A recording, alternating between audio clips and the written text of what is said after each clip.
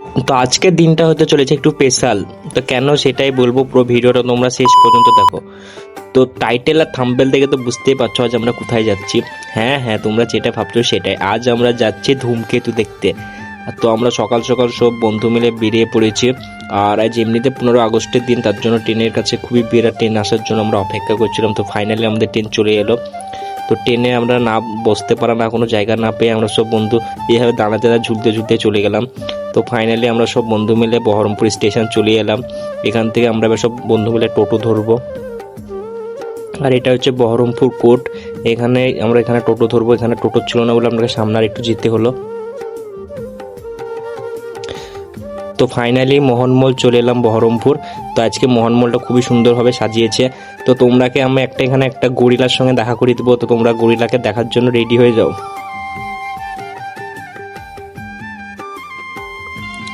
তো ফাইনালি দেখে নাও গরিলাকে। এই গরিলার সঙ্গে আবার সব সেলফি নি। তারপর আমরা লিফটে উঠে গেলাম। আমরা ছিলাম ফার্স্ট ফ্লোরে, আপনাকে যেতে হবে থার্ড ফ্লোরে, কেন ওইখানে মুভিটা হবে থার্ড ফ্লোরে। আর মুভি দেখতে দেখতে যদি পপকর্ন না খায় তাহলে মুভির কোনো মজাই পাবে না।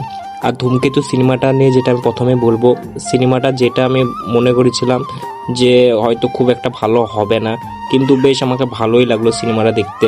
আর দেব শুভশ্রী মানে 10 বছর পর কামব্যাক করেছে, অবশ্যই ভালো লাগবে সিনেমাটা। আর আমি দেবের এমনিতেই ফ্যান, আমার তো বেশ ভালোই লাগবে।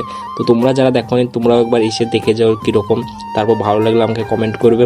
আর ভিডিওটা যদি ভালো লাগে লাইক অ্যান্ড কমেন্ট আর ফলোটা করে দিও। হ্যাঁ, তো আজকের মতো আমাদের মুভি তো শেষ হয়ে গেলো, এবার আমরাও এবার এখান থেকে পালাবো। তো এটুকে নেক্সট ব্লগে দেখা হবে। তো টাটা।